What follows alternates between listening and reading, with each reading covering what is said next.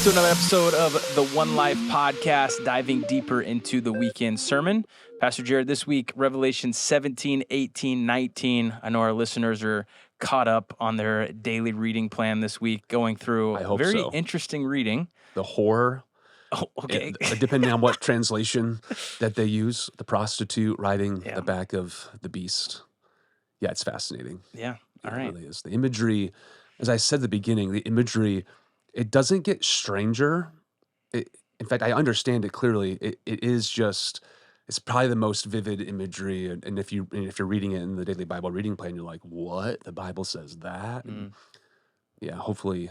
So that's the goal, right? Is let me explain very high level what this means, what is going on, so you don't get caught up in all the weird stuff. So Alistair Begg, main thing, plain thing, main thing. Mm-hmm. It's really helpful when you dive into a lot of this weird imagery in apocalyptic literature. So Yeah.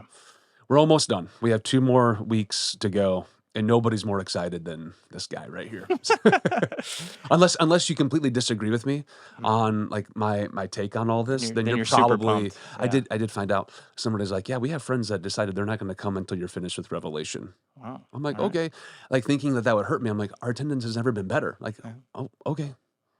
And again, I guess it's just that moment of like, I can disagree. You know, we can disagree and still be Yeah. friends and brothers and sisters, and it's okay. Yeah. But like it's a challenge for some people, That's fair. unfortunately. Well, let's dive into the application points. Yeah. Right. So kind of the premise That's was the money moment of, I think, the entire book of Revelation is like, if we're living in the middle of this right now, Yeah. and this isn't some futuristic thing, Right. What does this look like? what for do we us? do? Yeah, Yeah. that's good. All right, so the first one, we reject Babylon's violence by walking in peace. You Yeah. talked about the election a little bit during this time. Obviously, we're living in kind of a chaotic season, really the last several years, but specifically, we're only a few weeks away from our presidential election. So talk a little bit about that in terms of like our response to the election and maybe some more things you hit on in the sermon. So I think I wish I would have changed my wording on that point. I wish I would have said we reject Babylon's, and violence is right when you think about what's being displayed in these couple chapters. But I think the better term that applies more to us is we reject Babylon, Rome, the United States of America. We reject fear, Mm. and we walk in peace. So both sides, right? So let's talk about the election, because people have asked, hey, how should we vote? How are you voting? And I've always kind of drawn the line in the sand of read your Bible, vote a biblical worldview, but then just trust that God's in control. Mhm. And that still is not good enough for people, right? And I just think like, hey, man, if you've been around One Life for 7 years, you've sat under my preaching, it's pretty clear like where I would fall with a lot of these things. Like the biblical worldview trumps everything, right? So that has to be the focus. And I didn't use the word Trump because Yeah, I'm I a was Trump like- guy. I'm just saying like everybody's gonna be like, oh, I found out. Yeah. Like, okay, like what's the biblical worldview? And then you go through that. So Josh Howerton, he's a great pastor in Dallas, Texas. He pastors Lake Point Church. He had this on his Instagram, on his Twitter, and I thought it was fascinating. Like, okay, if we're to be people marked of peace, but we're still living in Babylon, like, I think that's the difference, right? Yeah. So here's our argument. I've even said this before, and I think that it's faulty. I've said we don't worship like a red elephant or a blue donkey. We worship the Lamb, and you get a lot of amens for that. But the reality is, I still have people sitting out there, and they're like, "But those are the 2 choices we have in Yeah. front of us. Like, we're not voting for the Right. slain Lamb. So Right. what do we do in the middle of all of this?" Which is a great question. I'm probably going to get away from that rhetoric and kind of be a little bit more bold with some of this stuff. So here's the issue, right? Here's the pushback that people have. It's the separation of church and state. And what they say is keep your religion out of politics. That's what people will say. Okay, well, separation of church and state doesn't mean it's a separation of righteousness and state. That would be evil. A separation of politics and religion, because honestly, that's impossible. Here's what it means. It means a separation of governments, that the same person shouldn't be president of the government and pope of the church. That's what the separation of church and state would mean. Our nation, USA, was not founded on freedom of religion, but it was freedom of, no, I'm sorry. Our nation was founded on freedom of religion, not freedom from Mm, religion. it's good. And that's a really good thing to keep in mind. So Hmm. you're living in the middle of Babylon, we can still have a voice. Here's a second thing, right? People will say this, well, the church shouldn't get political. Okay, our culture is taking moral issues. Hmm. So what I said a couple months ago when we were doing our Choices Pregnancy Center, and like about abortion and being pro-life, this is not a political issue. This is a spiritual issue Yeah. because we believe that God, every life is valuable, whether born or unborn. Like that's a Hmm. big thing for us. So our culture, though, is taking moral issues like life and they're reframing them as political issues and then accusing any pastor who addresses them as getting political. Mm. So I fundamentally can reject what the label of the world is trying to put on me. So Josh Howerton says, his friend Josh McPherson says, the church isn't getting more political, politics are getting more spiritual. Yeah. It's good. And that is a huge thing to understand, Hmm. which is why we can still have a voice and talk about moral issues without people having to freak out about whether you're right or left. When the government moved past things like building roads and issuing driver's license to things like redefining marriage, erasing gender, reframing abortion as reproductive rights, and indoctrinating kids into believing those things, the church didn't move. Yeah. Politics did. Hmm. And that is so helpful in understanding, hey, this is and as I would say, if I could repreach that message, that is the spirit of Babylon.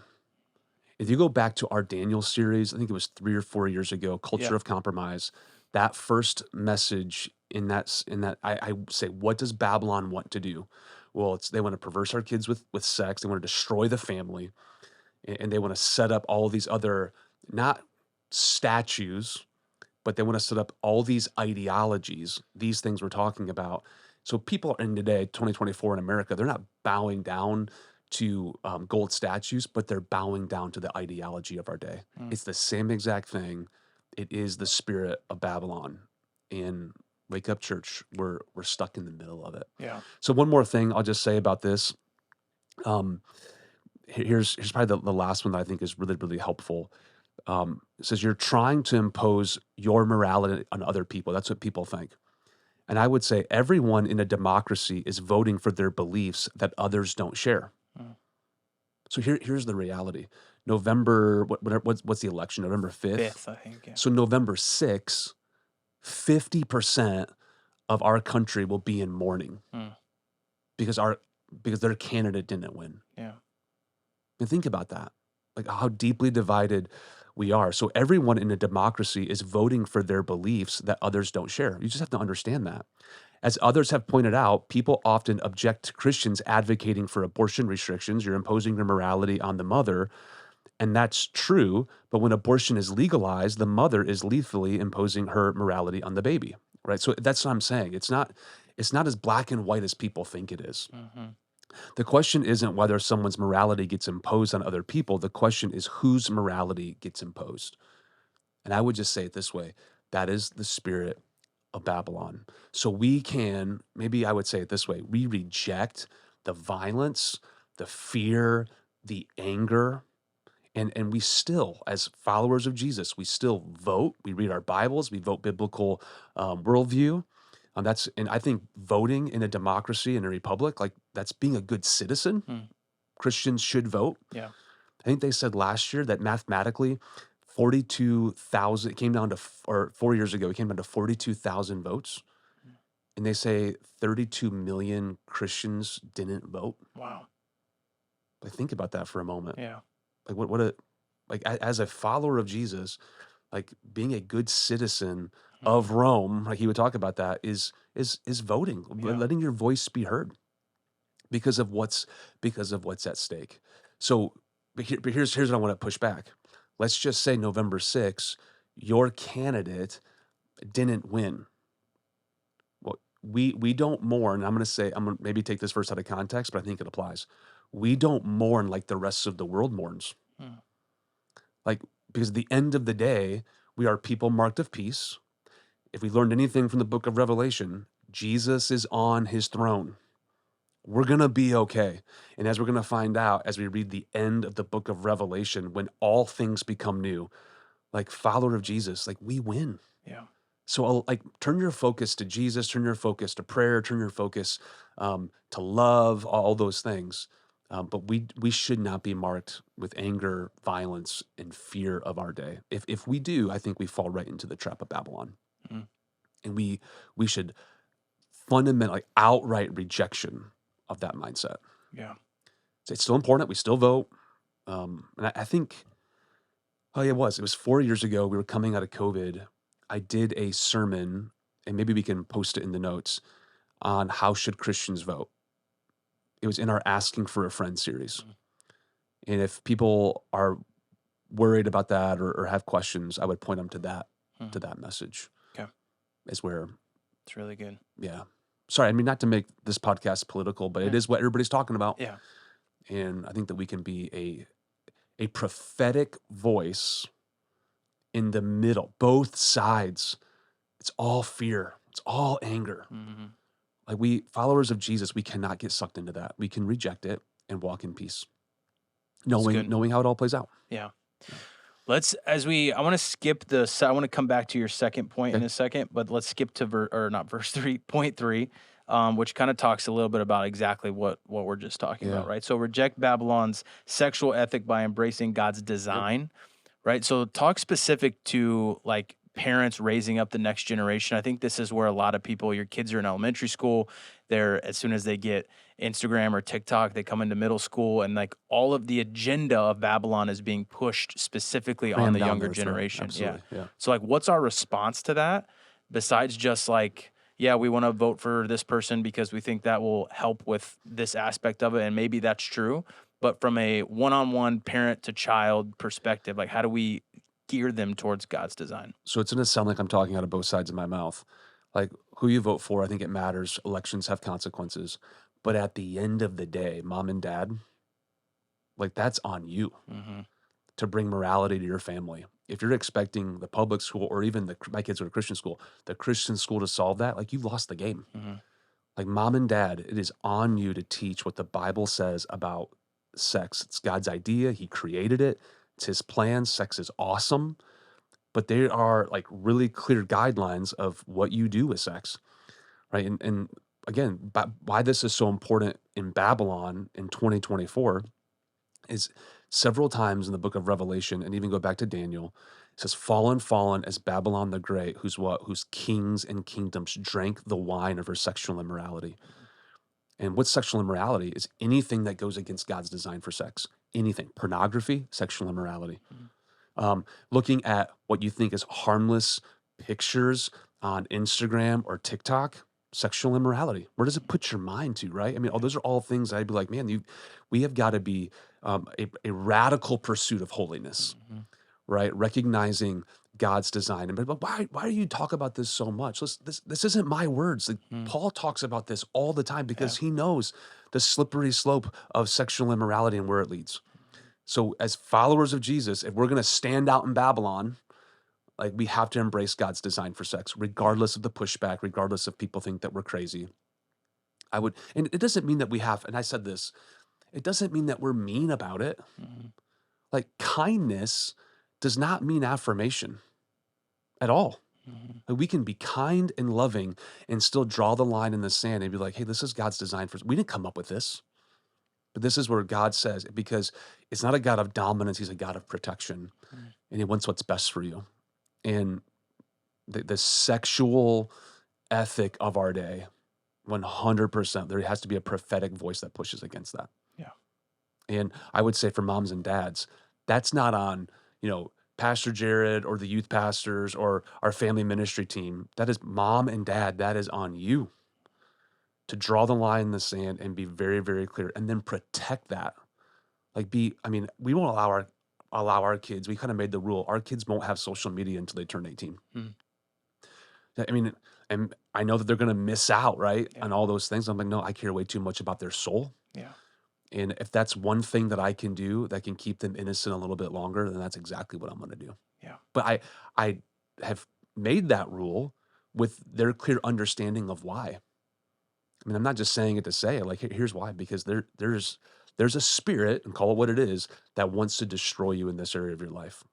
And while you're under my house, like, I'm gonna fight for that with everything that I can. And my kids are still young. My 13 is my oldest. She turned 13 last week, bro. It's crazy. It's nuts. Like, it's just these super emotional moments of looking at Yeah. her, and I'm like, you are a young woman, and I have 5 She's almost years. taller than you too. It's insane. I have 5 years left with her, Yeah. and I'm like, I'm gonna fight for your purity, and Mhm. I'm gonna fight for your life, Mhm. in this crazy Babylon culture. Yeah.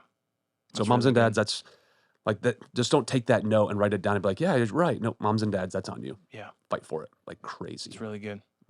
So the point 2, I said I was going to come back to Yeah. it, right? Radical Well, generosity. can we go Yeah. back for a second? Yeah. Go to point 4 Okay. because I think point 4 and point 1 were kind of very Okay. similar. Yeah. Of like, hey, so let's just talk about the political issue for a second. Yeah. Um, and I would say it this way: what we've discovered in the book of Revelation is our enemy is not different people. Our enemy is against like the principality and powers, this demonic forces that are all around us. Right? We just have to recognize that. And I think our world right now, if you disagree with me, have a difference of opinion, then you're the enemy. Mhm. And we as followers of Jesus, we reject that mindset and we practice radical hospitality. Yeah. Like, and it's like this. Like, let's just say you and I disagreed politically, and you and I have never had a conversation about that. Honestly, let's just say DJ and I have a different conversation, and or let's just use this as an example. In your neighborhood, you have a Trump sign and a Harris sign, Mhm. and I don't care where you fall on that. What if instead of trying to think, oh, they're evil, they're terrible people who vote different than me, what if you said, hey, we're having dinner. Mhm. I would love for you to come in. And it's not about changing their mind, not about making a point, trying to make a difference. Mhm. And it's just like, hey, tell me about your life. Like, how'd you grow up? Tell me about like your schools that you went to. Tell me about your first job. And when you begin to understand the person and you begin to get a glimpse of their worldview, I mean, when I've done that, I don't really even care how they vote because there's so many other things that are going into that. And it makes me love the person for who they are. Mhm. And I think if every member of One Life, the 1,500 people, I think that is what could change the city of Mesa in the Yeah. East Valley, of caring more about the person Yeah. than a position. And I think Jesus clearly laid that out for us in the Gospels. Yeah. So how do we do that? We practice radical hospitality. And as I said, none of this is easy. You're never going to want to do any of these things, Mhm. but the Holy Spirit lives inside of you. Yeah. And hey, get on mission with us and be more concerned about, their soul than how they vote on November the 5th. Maybe don't invite the Trump sign and the Harris sign to dinner the same night. I mean, Maybe you do that could be one of fun. those at different Or what if and you're like just there what if stirring you the have pot. the Trump sign and they have the Harris sign and you invite them in Yeah. and vice versa? And you just say, hey, this isn't political. I just want to get to know you. Mhm. And have like and like what would be crazy? Like let's just like what I would do is somebody that would disagree with me, like I would go extra. Mhm. I would open the really nice bottle of wine Yeah. and I'd get like the Wagyu steak, Mhm. right? And like I think that's what radical hospitality is. Yeah. It's not doing the least, but it's doing the most Right. for that person. I I think I think that's what Jesus would do. It's really And I think good. that is the gospel on clear display. Yeah. Yeah. So, all right, let's transition to the generosity Yeah. piece. So, just to clarify, too, point 4, you just mentioned it, but that is the practicing radical That's right. hospitality. Point 2, we're going back up, is practicing radical generosity. Yeah. So, what does that look like for a Christian, not only like with finances, but just in general? Like, what Yeah. does it mean to be a generous person? Well, we talked about you're a citizen of one or the other, right? So you're either following the way of Babylon or you're following the kingdom of the New Jerusalem. Um, Rome, Babylon will tell you, like it's insatiable. Like it's never enough. Mhm. You need one more thing to make you happy. You need that next car, that next bigger house. You need newer clothes. Like you need that body, whatever the case is. Like that's where your fulfillment comes from. Mhm. And the spirit of the kingdom of God is like, no, it's because you're always going to want more. Mhm. That where your treasure is, there your heart will go. And so you lead with your generosity, and your heart always follows it. And so that's kind of the point that I laid out of like, we should be marked by radical generosity, and not just money, that's a piece of it, but with your time, your talent. Like, we should be the most giving people this world has ever seen. Yeah. The unfortunate thing is oftentimes when it comes to this, we fall right in line with Babylon and Rome, thinking, if I just have these few more, these couple things, then I'll finally be happy. Or this is what I hear a lot.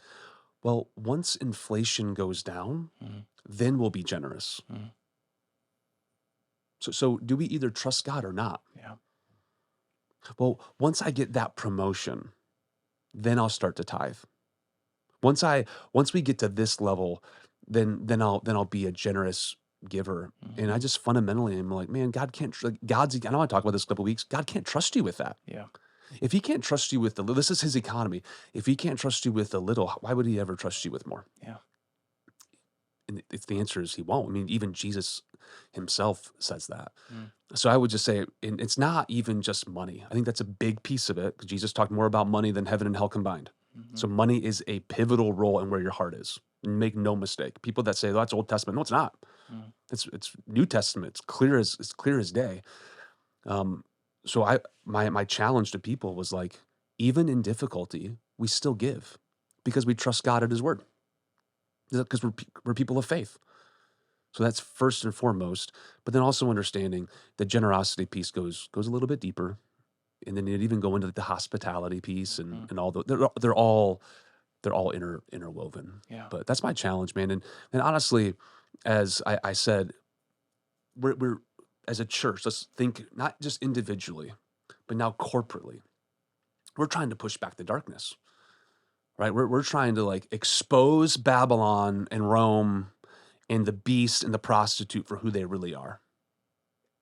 I mean, of course, there's going to be pushback against that. Of course, people aren't going to like it. Of course, there's going to be obstacle after obstacle after obstacle. And one of the great obstacles that comes back for a church pushing back the darkness is financial resources. Mhm.